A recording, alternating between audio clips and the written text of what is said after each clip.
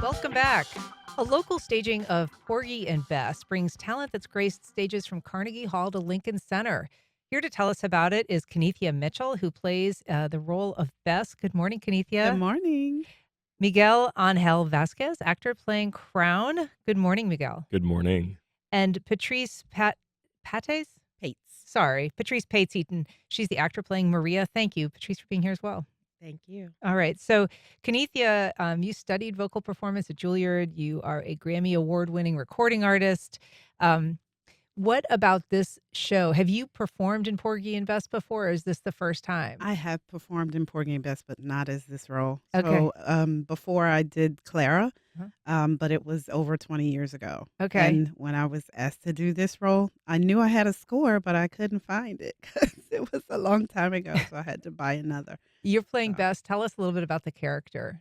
Well, so I've been going back and forth with this because originally I was seeing Bess the way that the community sees her is like this outcast. She's not of the religious nature. But then I kind of looked at it and said, you know what? I'm playing the character from the point of view of somebody else judging her. Mm. And so I was judging her as well. And then I realized, no, but in real life, you are not the person that people perceive you as. And so more Wow. times than not, you are misunderstood. So I changed my perspective. And I feel like she is a person who does have a soul, and she does have a past, but she's a real person and she has feelings. Good. That's really interesting. Patrice, tell us a little bit about the setting for this. I mean, it takes place in the 20s. It takes place on kind of a fictional street known as Catfish Row. But tell us a little bit about the setting and the content, like the characters. Um, well, growing up in the Black community, we all have a catfish row. And so we all know a type of a Bess, we know a type of a Porgy.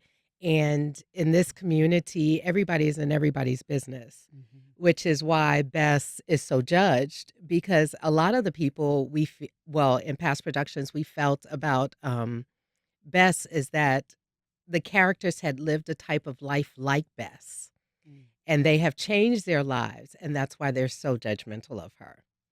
Interesting. And your character is kind of the matriarch of the. Serena is more the matriarch. Mariah owns a shop in the neighborhood. She's in everybody's business. She's everybody's busybody. She's a drunk. She's the mother hen of the neighborhood, but she's not the matriarch. Serena is more the matriarch because she keeps everybody together. She's praying over everybody. She, that ringleader of the neighborhood. Mariah is the other person. If you have an issue, come In over your here, business. child. I have a cigarette for you. Right. Let's talk it out. Miguel, your character is a bit of a heel, not necessarily the nicest person in the show. Tell us a little bit about Crown. Crown is the epitome of toxic masculinity. He is Bess's lover at the top of the show. He's also kind of a drunk. He's always kind of scrapping and maybe instilling fear on some of the other men. Very macho, but also very possessive.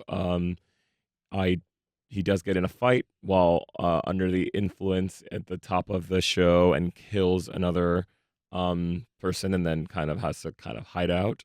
So he's a little bit of a jerk, fair to say, but is he fun to play? It seems like a very rich Absolutely. character. I love playing villains. I think there's so much textures, so much. It's really fun to tap into all of that. And I think I think you also have to kind of bring a little bit of lightness to it. So I kind of lean into the making him a little bit comedic, so he's not necessarily just like a scary presence, but it's like, whoa, okay. I think it makes him a little bit more accessible when you lean into the comedy of it a bit, although he does do some very dark things throughout the show. But it kind of it gives I'm Bess's first huge hurdle in the beginning of the show, and by me having to run away, it gives Porgy the Opportunity the to opportunity to Yes. try to win over Bess. and he does. I mean, it is a love story, right?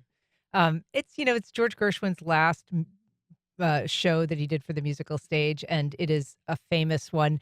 It is not without some criticism over the years. The fact that it was, written by a white man, kind of about Black culture, and Mhm. um, so is there anything challenging about it, Kenithia, performing, or are you able to kind of approach it just organically? This is a topic that I was having a discussion with my husband because when I listen to the music, when I hear all the intricacies, all the dissonances, right, it's very much rooted in that jazz idiom.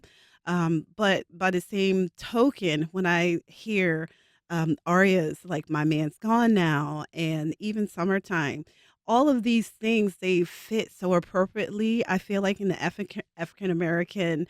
Um, Community and just the sound. And so I said to him, I'm like, how did a white man make such beautiful Black people music? Well, You it's know? going to be a great show. It's at Stage Aurora. We've got a link on our website. Performances this weekend. Kenithia Mitchell, Patrice Pates Eaton, and Miguel Angel Vasquez. Thanks so much for being here. Thank Thank you. Thank you. you.